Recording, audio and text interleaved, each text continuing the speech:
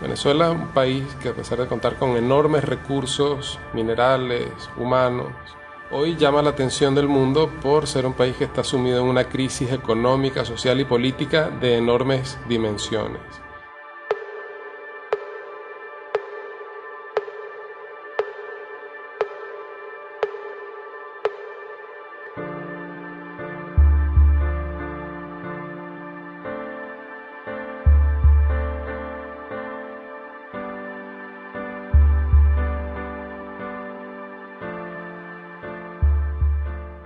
Son ya conocidas las filas enormes de personas ante establecimientos donde se venden alimentos, tratando de conseguir alimentos subsidiados. Son también conocidas las imágenes de personas cruzando desesperadamente el puente fronterizo con Colombia o cruzando hacia el norte de Brasil. Vemos cómo el país realmente está sumido en una crisis política donde además las masas han tomado desde el mes de abril una violenta protesta en sus manos para exigir la salida del gobierno, y el gobierno ha respondido militarizando el país, suspendiendo las garantías constitucionales, sacando a los militares a la calle, aplicando tribunales militares a las personas que son detenidas por manifestar o por saquear alimentos.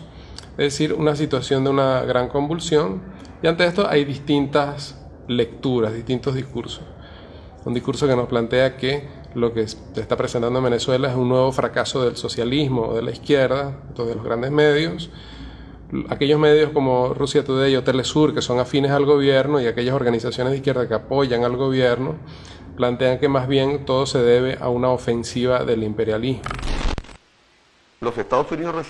deciden retomar el control de América Latina.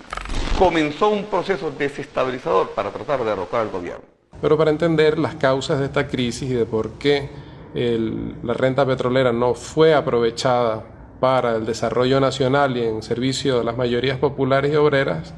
hay que tomar en cuenta que el chavismo, pese a decirse socialista, pese a decirse antiimperialista, nunca sacó a Venezuela de su estructura capitalista semicolonial. Venezuela es un país cuya industria petrolera, que es la principal industria, que representa más del 90% de sus exportaciones, una industria que está colonizada por transnacionales como Chevron, como Repsol, como empresas rusas, chinas, en fin, una fórmula de empresas mixtas que ha aplicado el gobierno desde tiempos de Chávez y que ha permitido que entonces que gran parte de esa renta petrolera haya sido directamente apropiada por estos capitales transnacionales. Somos una patria anticolonialista, antiimperialista, antiesclavista. Somos una patria rebelde. Otra parte de la renta se dilapidó en subsidios a las importaciones de empresas tanto transnacionales como nacionales. Por ejemplo, en el caso de la General Motors recibió más de 6.000 millones de dólares en el lapso de una década desde que se implementó un control de cambio. Otra parte, por la vía de la corrupción, fue a engrosar las arcas tanto de la burguesía tradicional como de nuevos ricos de la llamada boliburguesía, que es el sector emergente de la burguesía que está representada en el gobierno. Esto debido a que, sobre todo a partir del año 2012, el diferencial cambiario entre el tipo de cambio oficial y el tipo de cambio paralelo se fue abriendo una brecha cada vez más grande, llegando a la fecha actual donde tenemos un dólar oficial a 10 bolívares y un dólar paralelo a 10.000 bolívares. Esta enorme diferencia, este enorme margen ha alimentado una corrupción terrible y ha acreditado también lo que es parte de